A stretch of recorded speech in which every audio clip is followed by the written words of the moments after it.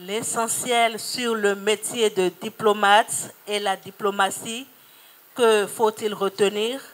C'est le sujet qui nous rassemble ce matin à la bibliothèque Béné Excellence de Godomé. Et nous sommes très heureux de vous savoir aussi nombreux pour suivre ce numéro de votre magazine préféré, L'Invité. Une activité organisée par l'ONG Béné Excellence avec l'appui de la Fondation Vallée pour nous orienter, nous accompagner. Alors, bienvenue à vous, chers amis. Nous sommes très contents, comme je l'ai dit tantôt, de vous savoir aussi nombreux. Et déjà, nous remercions les étudiants de l'ENAM, FADESP, de Sainte-Félicité et tous ces étudiants qui sont avec nous ce matin, les collégiens et les parents qui sont également là. Merci à vous. Sans plus tarder, nous allons recevoir notre premier panéliste. Alors, celui que nous allons recevoir, il est préfet à la base, donc du corps préfectoral. Il a travaillé dans plusieurs pays comme la Martinique, Guadeloupe, Guyane. Il a été conseiller du Premier ministre Lionel Jospin pour les Outre-mer. Il a été conseiller du président de la République française, François Hollande, toujours dans le cadre des pays des Outre-mer. En 2017, il a été ambassadeur au Togo. En 2020, il a été nommé ambassadeur de la France près le Bénin et il y est jusqu'à ce jour. Est-ce qu'on est prêt à le recevoir? Alors nous allons recevoir avec des applaudissements bien nourris Monsieur Marc Vizy. Sous vos applaudissements, s'il vous plaît. Encore plus fort.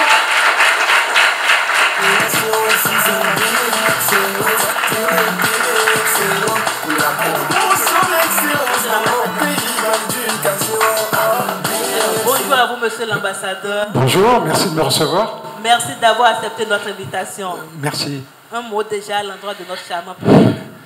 Merci d'être présent et puis je souhaite qu'on puisse avoir un débat tout à fait ouvert sur le métier de diplomate qui peut-être intéresse certains d'entre vous. Merci à vous, monsieur l'ambassadeur. Sous vos applaudissements, s'il vous plaît, installez-vous. Notre panéliste que nous allons recevoir à présent est également très dense, je vous assure. Il est historien à la base, sociologue également, professeur titulaire à l'UAC. Il est le premier président de COSLEPI, ancien ministre des Affaires étrangères, de l'intégration africaine, de la francophonie et des Béninois de l'extérieur de mai 2011 à juin 2015. Actuellement, il est député à l'Assemblée nationale. Il est également au Parlement de la CEDEAO. Il a plusieurs domaines de compétences, dont la sociologie politique, la diplomatie et les relations internationales. Je vous prie d'applaudir le professeur Bako Arifari Nassirou pour le recevoir comme il le mérite, s'il vous plaît.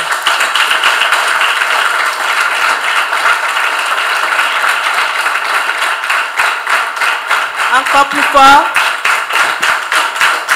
Merci.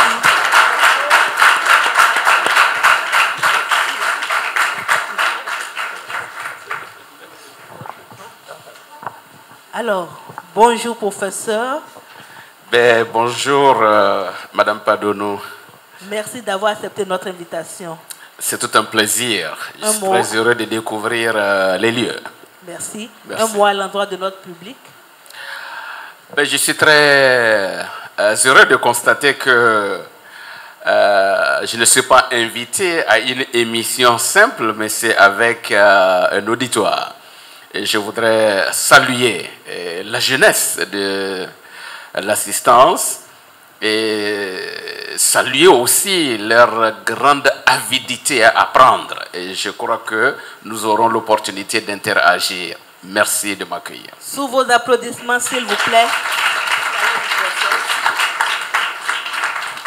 Et je dois aussi dire que je suis très honorée d'avoir avec moi ce matin M. Bako, parce que si je suis là également aujourd'hui, c'est grâce à lui, parce qu'il a été mon professeur en sociologie.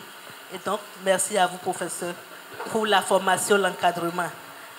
Alors, pendant que nous préparions ce numéro du magazine L'Invité, nous avons promené notre micro.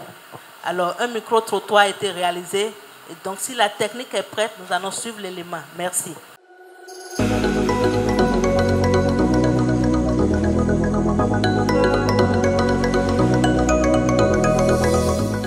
La diplomatie, chez moi, c'est les différentes pratiques que peuvent avoir certaines institutions ou certaines personnes créées de la société qui sont capables de sauvegarder les bonnes relations internationales entre plusieurs individus, entre peuples et nations, entre nations et nations, dans l'intérêt de conserver la paix, la sécurité, les bonnes donnes qui peuvent lier certaines cultures, voilà, maintenir la stabilité également.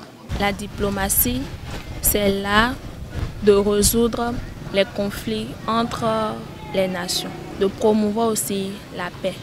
Bon, pour moi, la diplomatie, c'est un peu comme le ciment des relations internationales, parce que en vrai, c'est l'art de pouvoir négocier, de pouvoir convaincre son vis-à-vis, à pouvoir s'aligner derrière un projet que l'on a, une vision que l'on a, à pouvoir soutenir une idée que vous avez derrière la tête et vous aider à pouvoir le concrétiser. C'est l'ensemble des méthodes et moyens techniques mis en place par un individu, soit une organisation, pour régler les conflits de façon pacifique. C'est les relations internationales, c'est-à-dire les procédés pour que deux pays puissent s'aligner autour d'une même idée ou bien autour d'un concept, d'une valeur qu'ils partagent ensemble. Ça peut être politique, culturel. Pour le peu que je sais, c'est que la diplomatie, l'État fait recours à ça lorsqu'il y a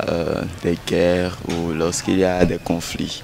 Ils font appel aux diplomates pour signer un accord avec d'autres pays sur le plan international, histoire de s'entendre sur un point donné ou bien une solution pour régler cette guerre ou ce conflit.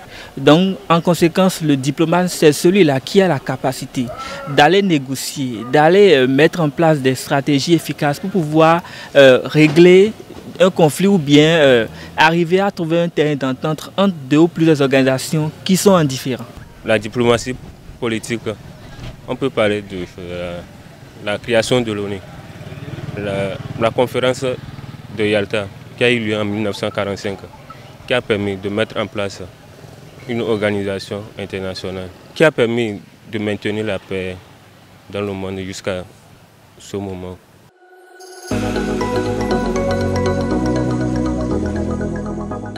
Merci à la technique, chers invités. Voilà ce que les uns et les autres pensent du métier de diplomate, de la diplomatie. Qu'en dites-vous, s'il vous plaît? Nous commençons par Monsieur l'ambassadeur. Que pensez-vous de ce micro-trottoir réalisé? Je pense que tout a été dit. C'est des étudiants, hein, surtout, qui ont été interrogés. Je crois qu'on a, Monsieur le ministre, je crois qu'on n'a presque plus rien à dire.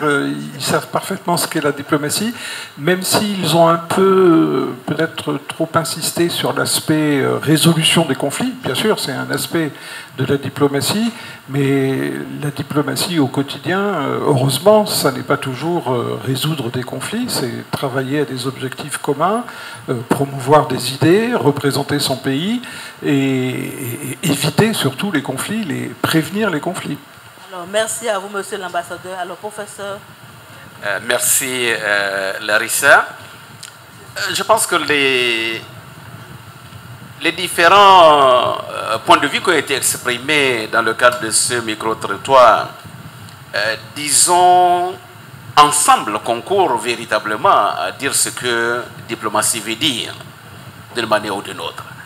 La diplomatie, c'est à la fois un art, mais aussi une science, puisqu'elle s'apprend, elle s'étudie.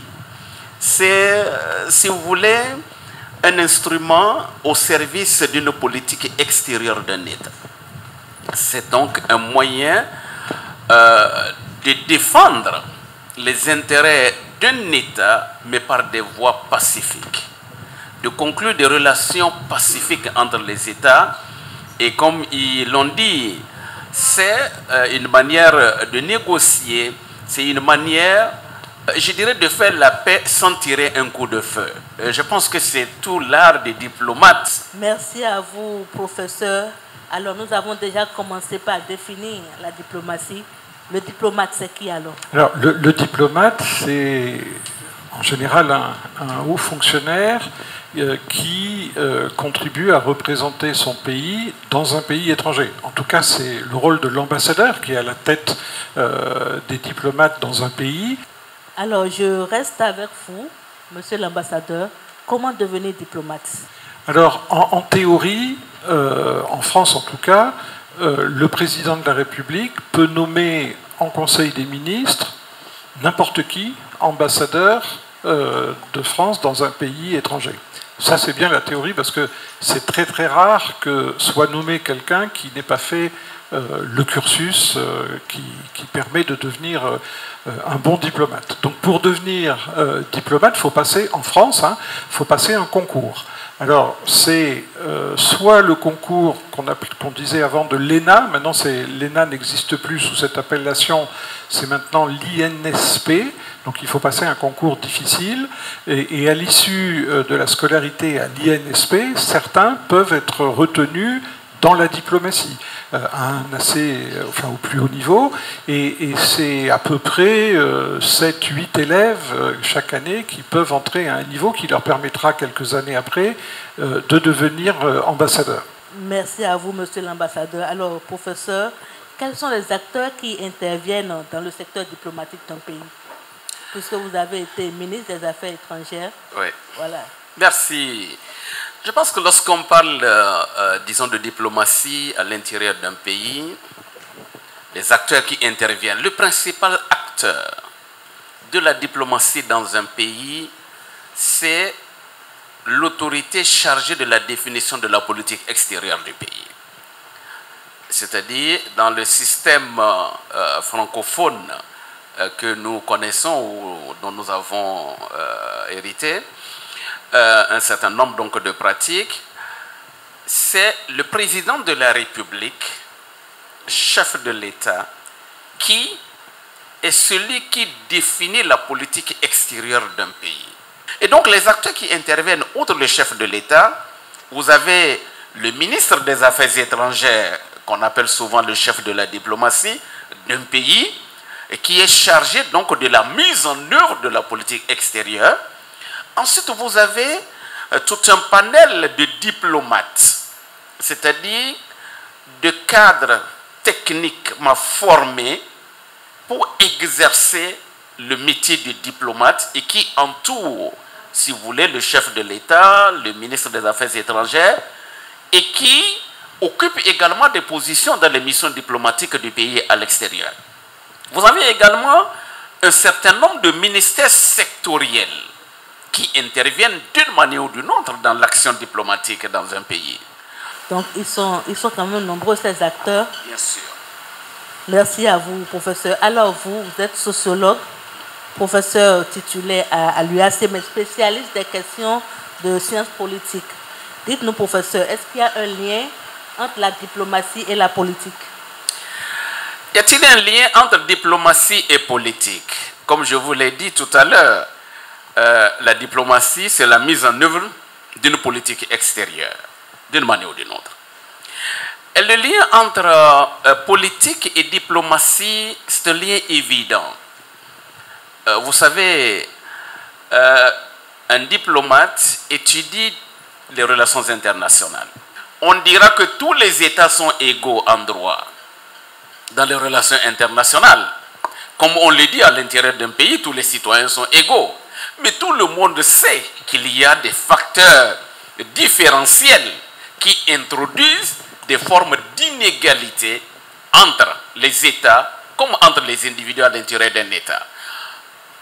Quand on dit par exemple aux Nations Unies le P5, les 5 grands qui sont membres du Conseil de sécurité, les membres permanents du Conseil de sécurité des Nations Unies, je veux dire les États-Unis, la France, la Grande-Bretagne, la Chine et la Russie aujourd'hui qui a succédé donc à l'ex-URSS. Vous savez, ces pays sur l'arène internationale, on dira que tous les États sont égaux aux Nations Unies, en voix. Mais au Conseil de sécurité, les 5 grands disposent du droit de veto. C'est-à-dire que tout le monde peut être d'accord. Quand un seul dit « je ne suis pas d'accord », la décision ne s'applique pas. Et donc, la politique, en diplomatie, en relations internationales, oui, la politique, et donc il y a des liens d'une manière ou d'une autre. Merci à vous, Merci. professeur. Alors, monsieur l'ambassadeur, vous parlez surtout de la réalité en France. Alors, il faut combien d'années d'études pour devenir diplomate? 3 ans, 5 ans? Les études à l'INSP, c'est 2 ans et demi. Vous entrez ensuite au ministère des Affaires étrangères, oui. Vous y faites 3 ans, puis ensuite on vous envoie dans un premier poste dans une ambassade, comme oui, bah, pas comme ambassadeur, hein, comme premier conseiller dans une petite ambassade ou deuxième conseiller dans une plus grande, etc. Et puis ensuite vous faites un deuxième poste à l'étranger dans une autre ambassade, puis ensuite vous revenez au ministère des Affaires étrangères, exercez d'autres responsabilités, et puis votre carrière se fait ainsi. C'est une alternance de un poste à Paris ou à Nantes, parce qu'on a des services à Nantes aussi, 2 postes dans une ambassade, puis un nouveau poste en France, et ensuite 2 autres postes. Donc, et puis après, c'est variable, mais les diplomates peuvent devenir ambassadeurs, je ne sais pas, entre la 15e et la 20e année, ou certains ne le deviennent jamais d'ailleurs. Hein. Certains le deviennent plus vite, c'est en fonction de leur aptitude, des nécessités politiques. Mais les études proprement dites à l'INSP, c'est 2 ans et demi. D'accord. Donc c'est un cursus. Alors, est-ce qu'il y a des spécialités parlant de diplomatie? Est-ce qu'il y a des spécialités? Oui, il y a des spécialités, mais je pense que, en complément de ce que disait Monsieur le ministre, sous l'angle de l'analyse politique et sociologique, je vais peut-être en profiter pour vous expliquer, moi, d'un point de vue très, très pratique, comment est organisée une ambassade et ce qu'on fait dans une ambassade, si vous me le permettez. Donc, prenons l'exemple de l'ambassade de France au Bénin, que je connais un petit peu. Il y a plusieurs services, et dans la tradition administrative française, qui est très pyramidale, très centralisée, tout dépend plus ou moins de l'ambassadeur. Donc, aux côtés de l'ambassadeur, il y a un petit service qui s'appelle la chancellerie politique, et finalement, souvent, c'est le seul service, la seule activité de l'ambassade qui est connue et qui est celle qui exerce les fonctions que décrivait tout à l'heure Monsieur le ministre. La chancellerie politique, c'est 3 ou 4 diplomates qui sont auprès de moi et qui ont pour travail de suivre l'actualité politique du pays, parce qu'on exerce bien les relations, enfin on entretient des bonnes relations avec les pays qu'on connaît bien, c'est aussi la chancellerie politique, et avec moi en tête, qui entretient les rapports, les relations avec le chef de l'État béninois et avec les ministres. Donc quand il y a des sujets à évoquer avec des ministres, c'est moi qui le fais. Quand c'est avec les secrétaires généraux de ministère, c'est le premier conseiller ou le deuxième conseiller, vous voyez. Et puis cette chancellerie politique, elle a aussi pour but de faire ce qu'on appelle les démarches diplomatiques. C'est-à-dire que toutes les semaines, nous avons des instructions de Paris qui nous disent, voilà, il va y avoir telle résolution qui va être votée, par exemple, aux Nations Unies. La position de la France, c'est ça. Nous vous demandons d'aller voir vos homologues béninois pour leur exposer la position de la France, voir si le Bénin, la diplomatie béninoise est sur la même position, essayer de les convaincre d'aller dans le même sens que nous, ou alors ça peut être par exemple l'élection d'un haut fonctionnaire à des fonctions aux Nations Unies, et s'il y a un Français qui se présente, aller vers la diplomatie béninoise, lui dire voilà, nous vous invitons à voter pour ce candidat français parce qu'il présente telle et telle qualité, et puis les Béninois en retour peuvent nous dire ok, c'est une belle candidature, mais nous on aimerait que pour la prochaine élection, vous votiez pour ce candidat béninois, et donc il y a des négociations qui s'engagent comme ça. Je crois que Monsieur le ministre a dû suivre ça de nombreuses reprises. Donc ce genre de démarche diplomatique, ça se fait entre toutes les ambassades de tous les pays dans le monde, et c'est ça qui est peut-être le plus connu. Là, par exemple, cet été, avec toutes les difficultés qu'il y a eu, notamment au Niger, on a eu beaucoup de concertations sur les sujets nigériens. Et pas uniquement l'ambassade de France au Bénin avec le Bénin. C'était toutes les ambassades de tous les pays qui s'intéressaient. Alors, bien entendu, ça intéresse plus la France, le Bénin, la Côte d'Ivoire que peut-être le Vietnam. Mais vous voyez, alors ça, c'est la chancellerie diplomatique. Ensuite, comme le disait Monsieur le ministre, ici, on a aussi une coopération de défense. C'est-à-dire que comme le Bénin et la France sont des pays amis, il y a une coopération en matière de défense, c'est-à-dire que la France a une mission de défense ici, c'est 3 ou 4 militaires qui sont à l'ambassade et qui organisent notamment des formations au profit des forces armées béninoises. Très régulièrement, on a des militaires français qui viennent ici, des petits groupes de militaires français, et qui viennent faire des formations au profit des forces armées béninoises, ou qui organisent aussi des sessions de matériel, des échanges de renseignements. Donc ça, j'ai une petite équipe qui s'occupe de ça et qui s'appelle la mission de défense avec l'attaché de défense. J'ai aussi la même chose avec la sécurité intérieure, c'est-à-dire la police, la sécurité civile, les pompiers. J'ai une petite équipe avec un colonel de gendarmerie, qui est là et qui entretient des relations avec la police républicaine, avec les groupements de sapeurs-pompiers, pour, pareil, organiser des formations, céder des matériels, réfléchir ensemble à des évolutions du dispositif. Et donc ça, c'est le service de sécurité intérieure. Et vous voyez que on entre là déjà dans des choses extrêmement concrètes. Après, si vous me permettez, ça va être un peu long, mais Allons-y. Oui, alors, on a aussi un consulat. Le consulat, dans les ambassades, très souvent, il y a un consulat. Donc, le consul, ici, dépend de moi. Et c'est le service qui s'occupe de gérer, d'administrer toutes les personnes de nationalité française, qu'elles soient que françaises ou franco-béninoises, ici pour leur délivrer des passeports, des cartes d'identité, organiser les élections quand il y en a. Et puis aussi, c'est le service qui instruit les demandes de visa. Donc là aussi, j'ai toute une équipe avec, on a plus de 20 000 demandes de visa chaque année, et donc il faut les instruire. C'est tout un dispositif. On a d'ailleurs on fait appel à un prestataire extérieur pour recevoir les demandes de visa. Donc je dois aussi m'occuper de ça. On a un service aussi de coopération qui met en œuvre beaucoup de partenariats dans le domaine de la santé, dans le domaine du sport, dans le domaine de la culture. Donc il y a beaucoup d'argent public français qui est consacré à nourrir des partenariats avec le Bénin dans ces domaines-là, et notamment qui appuie certaines ONG. C'est pas le cas de la Fondation Vallée qui, de temps en temps, mais qui a déjà ses moyens, mais qui aide aussi un certain nombre d'ONG à travailler ici avec des homologues béninois. On a l'Agence française de développement qui, cette année, a décaissé en prêt et en dons 100 millions d'euros pour des projets dans le domaine de l'énergie, de la formation professionnelle. Donc ça, c'est l'Agence française de développement avec une quinzaine d'agents. On a l'Institut franco-béninois qui...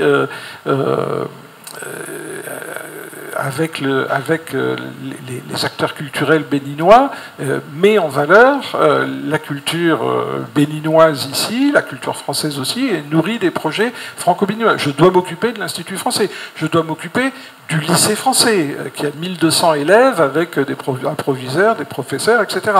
Je dois m'occuper de Campus France, qui est l'unité qui traite les demandes de plus de 10 000 étudiants béninois qui chaque année veulent partir en France. Je dois m'occuper de France Volontaire, qui s'occupe de tous les échanges dans les deux sens, de jeunes volontaires français qui viennent ici, ou béninois qui viennent en France. Je dois m'occuper de l'Institut de recherche pour le développement, l'IRD, qui fait des gros programmes de recherche avec les Béninois sur le paludisme. Je dois m'occuper du CIRAD, qui fait des programmes de recherche dans le domaine de l'agriculture. Tout ça pour vous dire qu'en ambassadeur de France au Bénin, ça fait un petit peu de diplomatie politique, mais ça gère surtout des projets extrêmement concrets, et en plus ça fait beaucoup de représentation et de communication, surtout dans des pays où on est attaqué par des compétiteurs qui essayent de donner une mauvaise image de nous. Merci à vous, monsieur l'ambassadeur. Alors, professeur, ancien ministre des Affaires étrangères, sociologue, historien, est-ce que c'est toujours facile de diriger les diplomates? Une belle question. Ministre des Affaires étrangères, oui, mais pas diplomate de formation à la base. Vous savez, quand vous venez dans ce ministère sans être diplomate, tout de suite, on vous affecte une étiquette. On vous appelle halogène. Et donc, pour dire que la corporation des diplomates, elle se conçoit comme un grand corps de l'État, et on pense que ne peut faire de la diplomatie qu'un diplomate de carrière, un diplomate de formation. Or, être diplomate, certes c'est une carrière, c'est une profession, mais il y a aussi des aptitudes parfois transversales qui permettent, si vous voulez, comment l'appelle-t-on, de travailler aussi dans le secteur de la diplomatie. Et donc, travailler avec cette corporation au départ n'avait pas été, si vous voulez, aisé. Mais avec le temps, nous avons eu des atomes crochus, et sur un certain nombre de questions, il s'était rendu compte que non, ce n'est pas le blanc-bec qu'il croyait, même s'il n'est pas diplomate de formation, il y a une formation de base fondamentale qui permet, si vous voulez, comment l'appelle-t-on, de vous orienter dans n'importe quel domaine de la vie professionnelle ou de la vie politique. Alors, dans ce secteur, vous savez, un ministère des Affaires étrangères, c'est aussi compartimenté. Comme il a parlé d'une ambassade, c'est compartimenté. Vous avez le cabinet qui est politique, vous avez le secrétariat général du ministère qui est plutôt technique.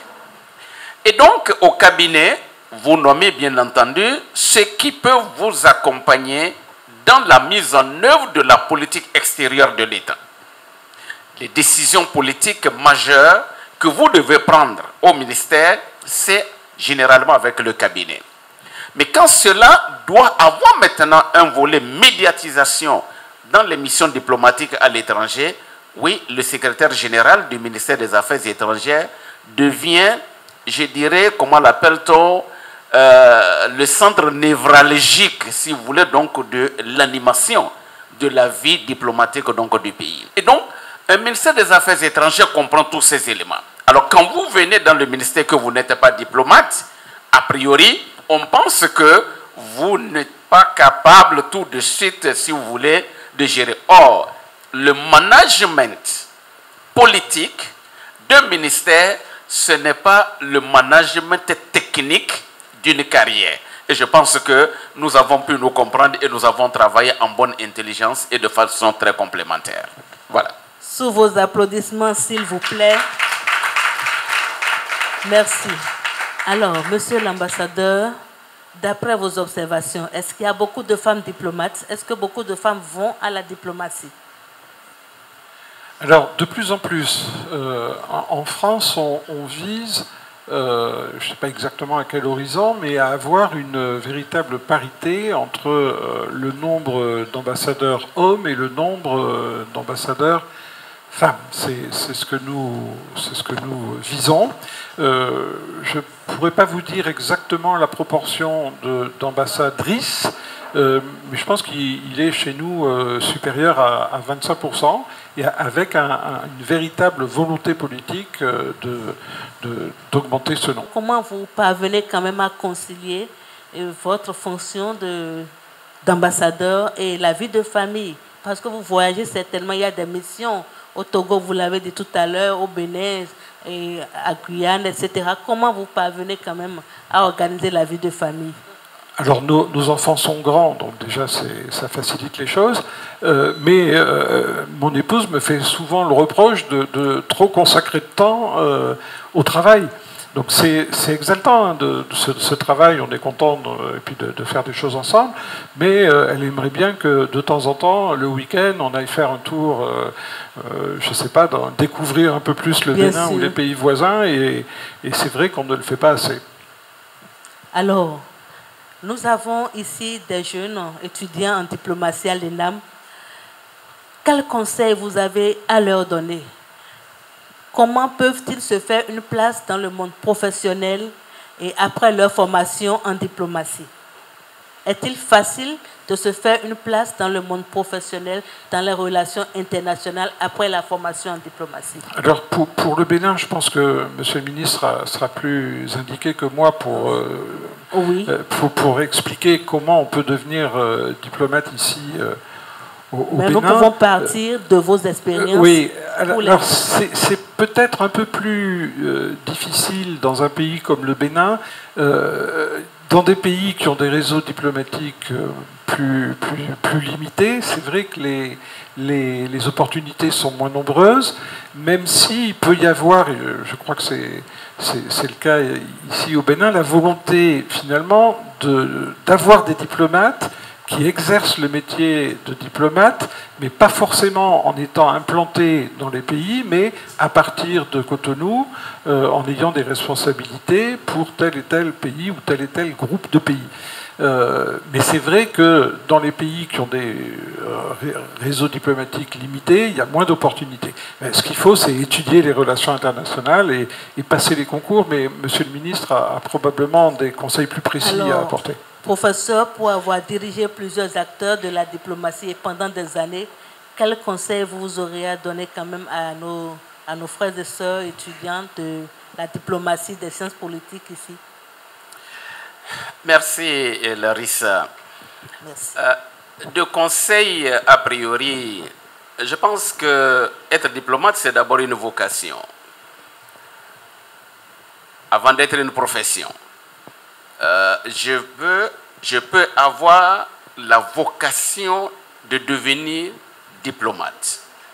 Je peux avoir, disons, le goût d'apprendre, d'agir comme des diplomates et peut-être d'avoir la possibilité d'exercer la profession.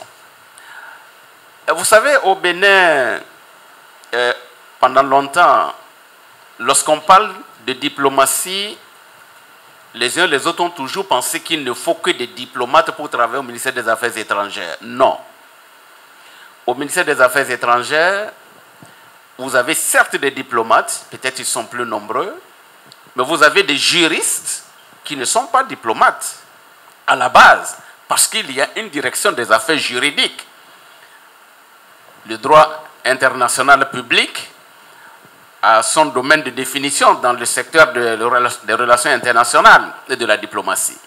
Donc, on peut travailler aux affaires étrangères sans être diplomate, mais avoir le statut, comme si.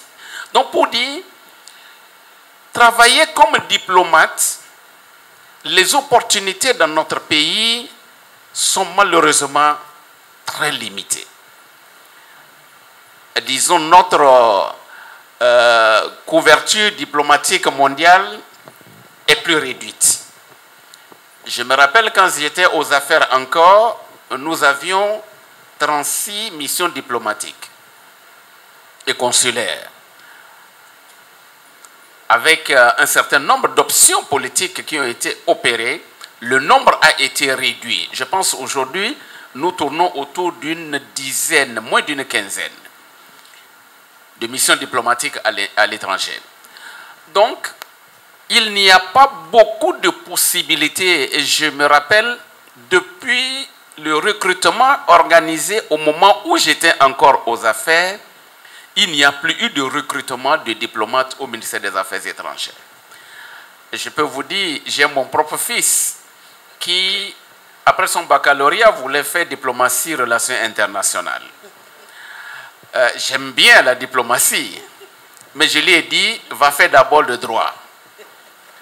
Il n'était pas content, mais je lui ai expliqué pourquoi le droit, parce que cela nous donne plus d'ouverture.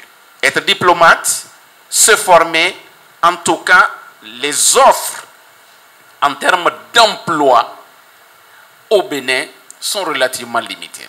Il faut donc regarder du côté des organisations internationales. Oui, j'ai une collègue que je vois en face ici, nous avons fait l'université ensemble, Laetitia, salut. Elle travaille à l'ambassade d'Allemagne. Oui, il y a des ambassades, disons, accréditées au Bénin, et qui sont aussi parfois des opportunités d'emploi. Et donc, n'hésitez pas à aller vers ces opportunités également. Donc, ne vous découragez pas, mais ne soyez pas focalisés uniquement sur le Bénin et le ministère des Affaires étrangères pour croire que vous avez tout inspecté en termes d'opportunités lorsque vous êtes diplomate. Donc, élargissez vos horizons et vous pouvez certainement avoir des chances donc de vous faire employer quelque part. Voilà. Alors, je reste avec vous, professeur. Est-ce que celui qui exerce en tant qu'ambassadeur, diplomate, peut avoir des fonctions parallèles? Un diplomate est un fonctionnaire. Et c'est le même statut de la fonction publique qui s'applique à l'ensemble des fonctionnaires d'un État. Vous ne pouvez pas être fonctionnaire de l'État et avoir une activité professionnelle parallèle. Merci à vous, professeur. Merci à vous, monsieur l'ambassadeur. Nous tendons déjà vers la fin de la première partie, mais il y a une question que je vais poser à monsieur l'ambassadeur, une question qui revient souvent. Est-ce que celui qui devient diplomate peut vivre confortablement la paye?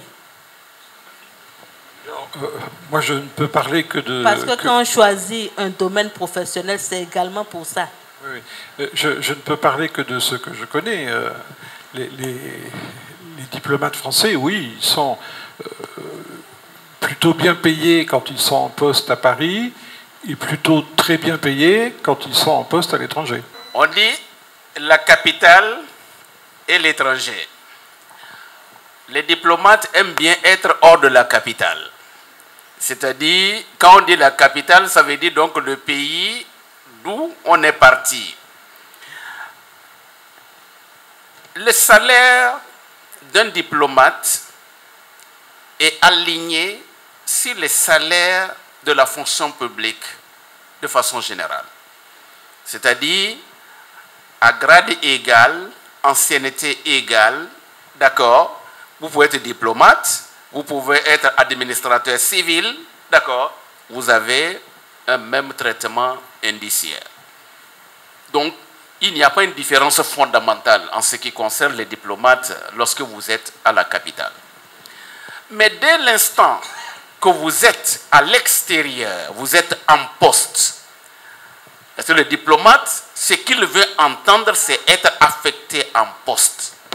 Parce que le niveau de salaire peut passer du simple au quintuple. C'est-à-dire, oui, bien sûr, vous pouvez gagner au moins 5 fois, sinon plus, que ce que vous gagnez comme la personne dans votre pays. Merci à vous, professeur. Sous vos applaudissements, s'il vous plaît. Alors, monsieur l'ambassadeur, une question avec vous pour finir cette première partie. Est-ce que, en exerçant en tant qu'ambassadeur, il ne vous est pas arrivé de ressentir des regrets quant aux risques, aux difficultés liées au métier, à la fonction? Des regrets, non, mais effectivement, il y a des risques quand vous prenez une position, si c'est ou quand vous dites quelque chose à l'extérieur, comme ce matin. On peut, à chaque instant, on prend des risques. On peut dire une bêtise, on peut dire quelque chose qui ne va pas plaire à votre capital. Donc, il faut se maîtriser, il faut faire attention. Des risques, il peut y en avoir, mais c'est quand même un métier très, très exaltant. Tout à fait. Alors, merci à vous, monsieur l'ambassadeur, merci à vous, monsieur le professeur. Est-ce que nous pouvons applaudir une fois encore pour nos panélistes? Ils ont si bien développé le thème. Encore plus fort, s'il vous plaît. Merci à vous, cher public. Alors, à Bénin Excellence, nous avons plusieurs catégories d'ouvrages. Nous avons également des ouvrages de diplomatie, de relations internationales. Alors, nous allons inviter nos panélistes vers le stand de livres pour faire un choix de livres.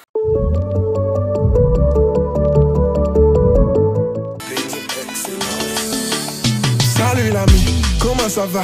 Bienvenue à Bénin Excellence. On a des livres, fais de vos choix pour peaufiner tes compétences. On a des livres de la culture, de la jeunesse et de la science. T'inquiète pas, tout est gratuit grâce à Bénin Excellence. Mon ami, faut pas t'oublier nos laboratoires de langue où tu pourras bien parler anglais, espagnol et allemand. Tu peux surfer sur nos wifi de Godomé à Calavi. Mon ami, pour bien détruire. Madame Marthe-Aurèle Padonour, chargée pôle bibliothèque à Bénin Excellence FSS, va nous parler de l'EJ. Nous commençons par qui déjà? Par M. Bokovo. Je vais parler de Média et Junior. Média et Junior, c'est un projet qui a été pensé pour outiller les meilleurs élèves d'Abomey-Calavi à la détection des fake news, des informations de mauvaise qualité. Alors, le projet a été pensé dans la mesure où on est à une époque où le numérique, le digital, si vous voulez, est en plein essor et que les jeunes ont très facilement accès à l'information. Mais ils ne sont pas souvent outillés pour pouvoir apprécier, ils n'ont pas toujours le discernement et les outils qu'il faut pour pouvoir déceler la bonne information de la mauvaise. Alors, l'idée est venue d'organiser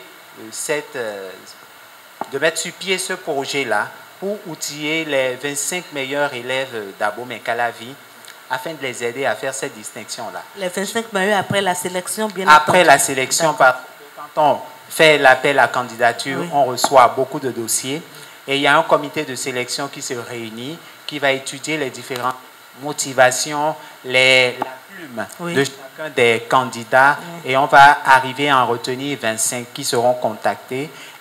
10 jours, ils sont accompagnés et ils sont outillés à pouvoir faire la détection des fake news. Alors, le lancement sera fait très très bientôt, donc soyez connectés, abonnez aux différentes pages, vous aurez les informations, candidatez et peut-être que vous serez là et on va passer un très bon moment. Merci à vous, M. Bokovo. Alors, cette formation se fait de quand à quand, s'il vous plaît?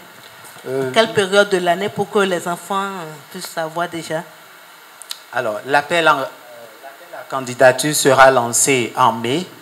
En mai, nous allons faire le lancement de l'appel à candidature. Vous aurez 1 mois et demi pour déposer vos dossiers en présentiel à la bibliothèque ou sur tous les sites. Et puis, cette année, nous allons travailler 10 jours comme l'année passée.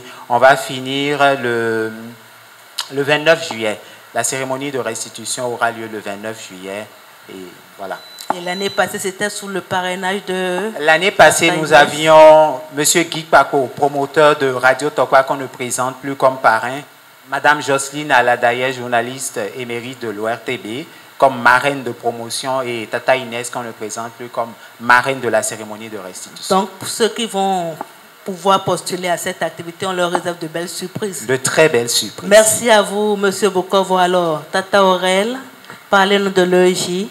Alors, l'EJ, excusez-moi, je me présente, je suis Padonour Marthe-Aurèle, je pense qu'elle a dit tout à l'heure, et je fais partie de l'équipe d'organisation de l'école d'été d'écriture et de journalisme. Il s'agit d'une formation ouverte aux étudiants et aux professionnels qui leur permet d'acquérir des notions de base en écriture et en journalisme. Ça rejoint la logique de Média et Junior à la seule différence que c'est fait pour les grandes personnes, Les candidatures sont déjà lancées et ce sera clôturé les inscriptions le 30 avril prochain.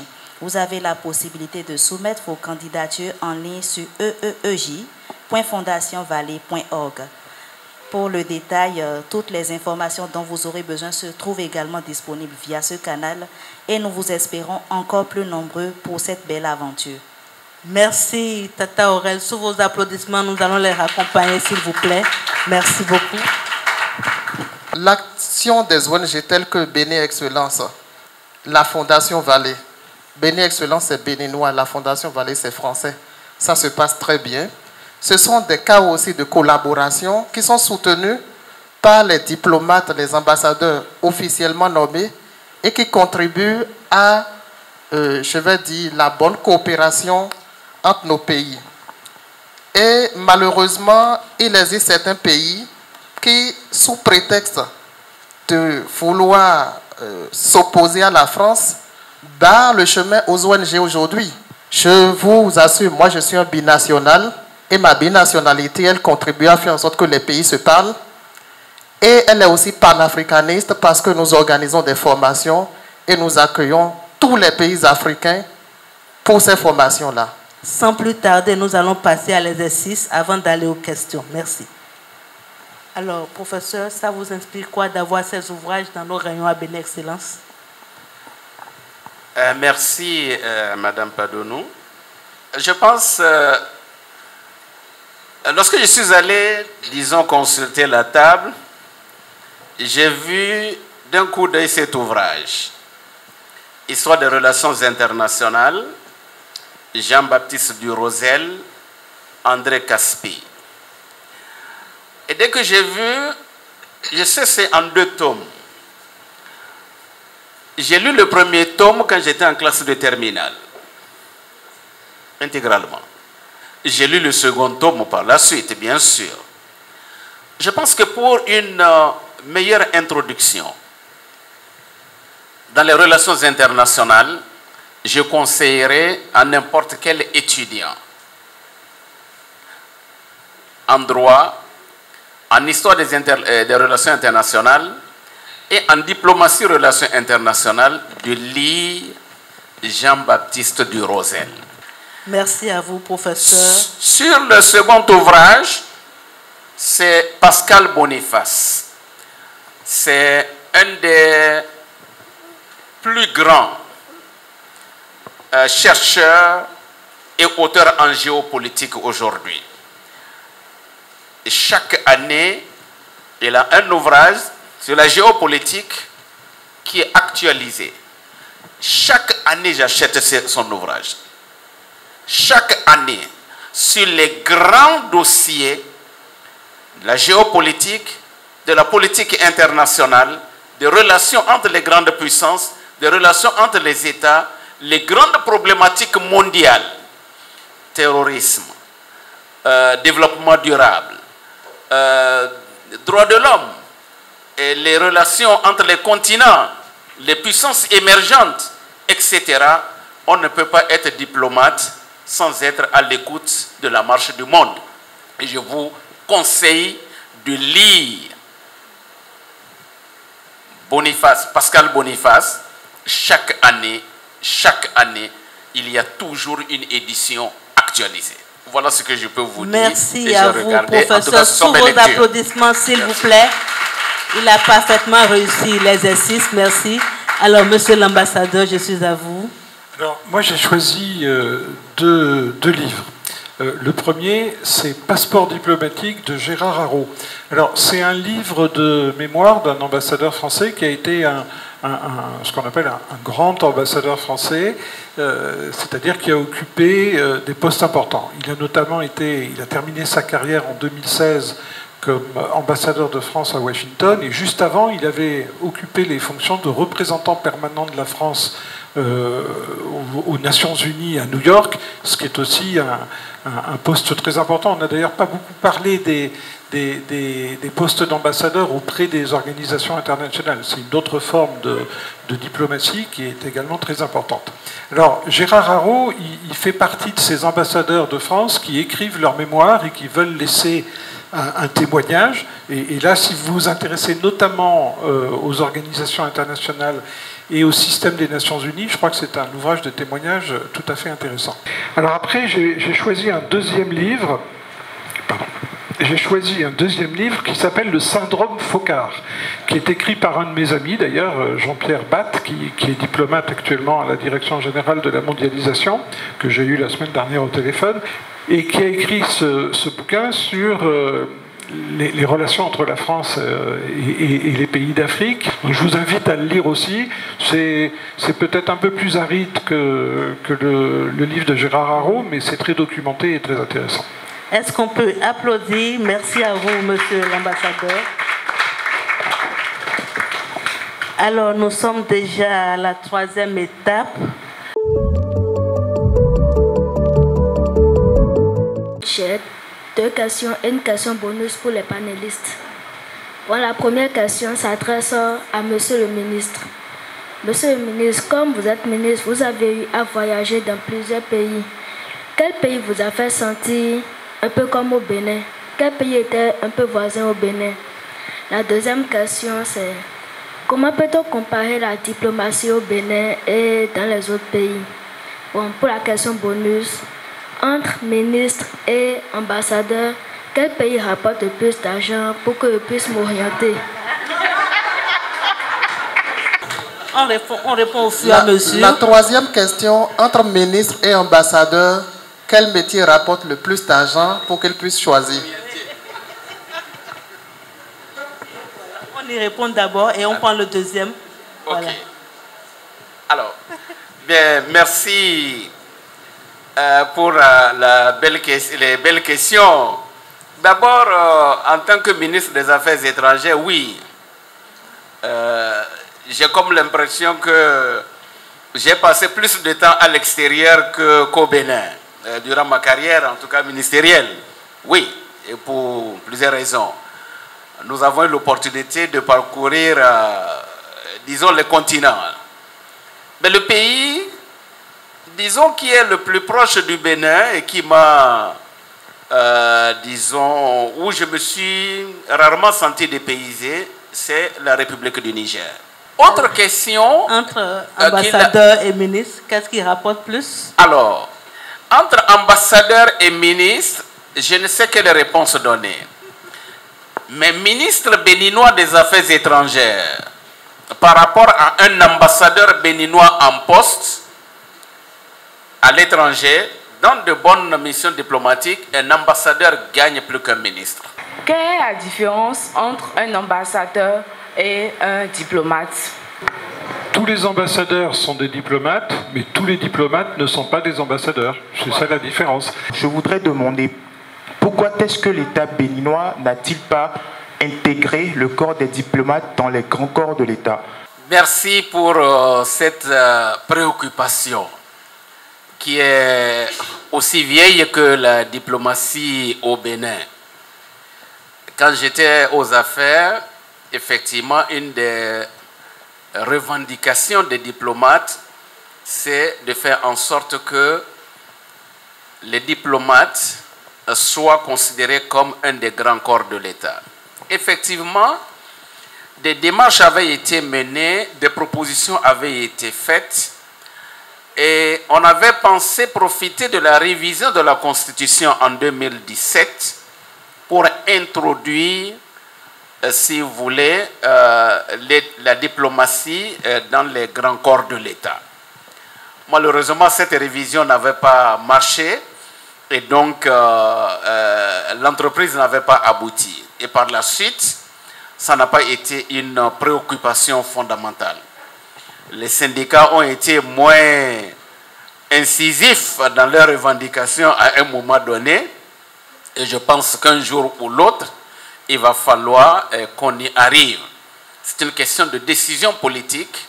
Il appartiendra un jour ou l'autre à l'autorité, disons, de l'État, je vais dire le président de la République, l'Assemblée nationale un jour peut-être, ou peut-être dans le cadre d'un référendum constitutionnel, pourquoi pas, et d'introduire donc les diplomates parmi les grands corps de l'État.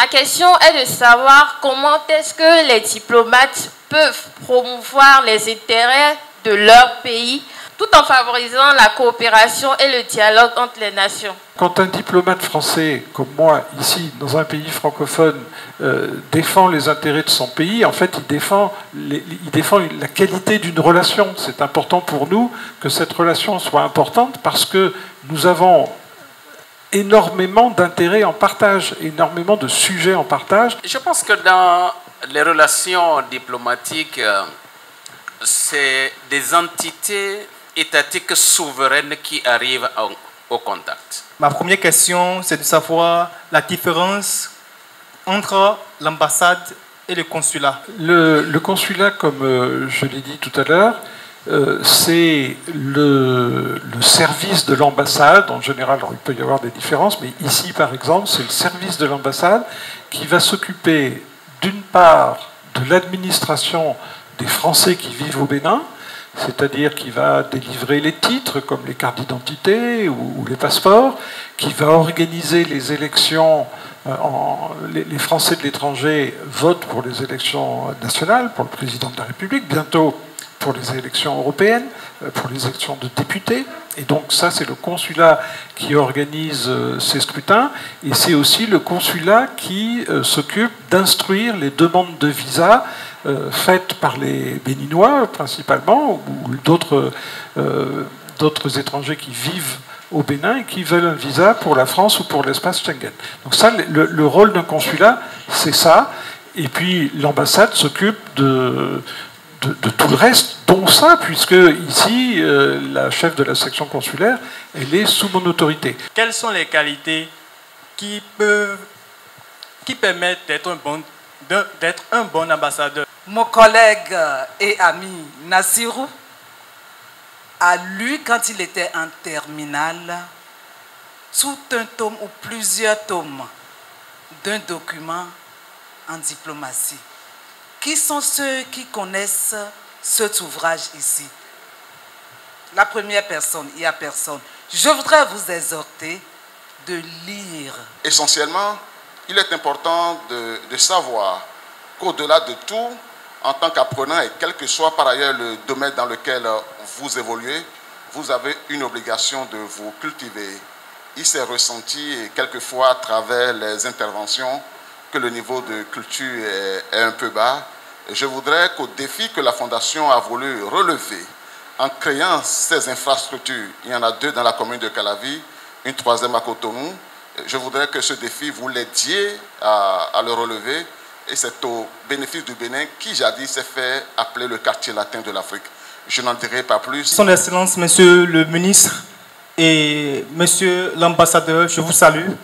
Et je suis très ému de cette conférence parce que ceux de la science politique et ceux de droit public, nous avions fait franchement le droit diplomatique. Et moi, d'ailleurs, mon ambition, c'est de devenir ambassadeur ou bien diplomate. Et vraiment, c'est du ouf cette conférence.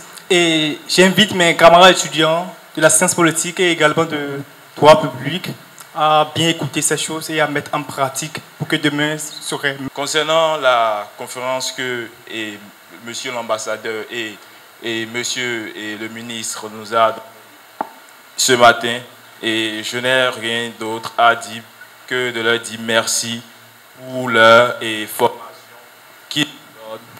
qui nous donnent et nous en tiendrons compte pour notre formation académique. Je voulais savoir si l'ambassade de France a des opportunités de stage pour des étudiants master. Alors, non. L'accueil de stagiaires dans les ambassades, c'est très normé. C'est décidé à Paris. On a quelques étudiants. On a une fois par an, pendant 6 mois, un étudiant français qui est stagiaire à l'ambassade. Mais on n'accueille pas, en tout cas dans le cœur de l'ambassade, on n'accueille pas d'étudiants étrangers, ni béninois, ni d'ailleurs. C'est comme ça. Merci à vous. Le complexe scolaire Sainte-Félicité est situé derrière le CEG Godomain entre la nouvelle voie pavée et celle goudronnée venant de l'école primaire publique de Savy. le complexe scolaire Sainte-Félicité a effectué sa première entrée en octobre 1996. Ça fait environ 28 ans aujourd'hui. À propos des résultats scolaires aux examens officiels des années antérieures, le complexe scolaire Sainte-Félicité a été premier des départements de l'Atlantique et du littoral pour l'examen du BPC en 1999. Premier du Bénin au BPC en 2023. 2003, je dis bien 2003. Premier ex-aequo du Bénin au baccalauréat édition 2004. Premier du Bénin au baccalauréat série G2, édition 2004 toujours. Premier du Bénin au BPC 2005. Premier du Bénin au baccalauréat 2006, toutes séries confondues. Premier du Bénin au BPC, édition 2008. Deuxième du Bénin au CAP 2008. Premier du Bénin au bac, série G 2008. Depuis des décennies, nous réalisons près de 500 admis au BPC, 500 admis au baccalauréat également. Nous disposons également d'une école supérieure qui est située en face de l'église évangéliste de Godomès, qui est juste derrière le marché de Godomès. Oui, protestante. Donc là aussi, nous donnons des formations qui débouchent sur les parchemins de la licence, maîtrise professionnelle, BTS et master. Je vous remercie. Merci. Sous vos applaudissements. Merci à vous, Monsieur Degila. Alors, Monsieur l'ambassadeur, conseil à l'endroit de la jeunesse des apprenants en diplomatie, qu'est-ce que vous avez à leur dire? Puisqu'on en arrive à la conclusion, je voudrais d'abord vous remercier de m'avoir invité pour ce débat qui était tout à fait intéressant et un peu tonique. Conseil, il faut travailler dans l'optique d'accumuler des connaissances, mais aussi des pratiques. Donc, essayer de rencontrer des diplomates, essayer de participer à ce genre d'échange pour avoir des conseils un petit peu concrets ou des expériences pratiques. Et puis, également, et je crois que c'est très important, le ministre l'a dit tout à l'heure, bon, il n'y a pas énormément de recrutement dans la diplomatie béninoise, mais il y a d'autres possibilités d'exercer un métier diplomatique, notamment dans les organisations internationales. Donc soyez à l'affût de tout ce qui peut sortir du système des Nations Unies et de toutes ses composantes, de la CEDEAO, du Conseil de l'Entente, de l'Union africaine. Enfin, essayez de faire des stages, même si c'est vrai que nous, à l'ambassade, on n'en offre pas, mais il y a peut-être des possibilités dans ces organisations internationales, y compris, c'est à la marge de la diplomatie, mais dans tout ce qui est monétaire, à la BCEAO par exemple. Donc soyez à l'affût de tout ça pour saisir des occasions. Voilà les conseils que je pourrais vous donner. Merci. Alors, monsieur le professeur, conseils et mots de fin. Merci, Madame Larissa Padonou. D'abord, je voudrais remercier cette belle initiative. En fait, disons, vous remercier pour cette belle initiative, pour cette invitation. Je passe, mais je ne suis jamais venu visiter, disons, la Fondation Vallée, ou du moins Bénin Excellence. Oui, c'est vrai que j'ai invité le professeur depuis. Elle m'a invité plusieurs fois, elle fait mon étudiante.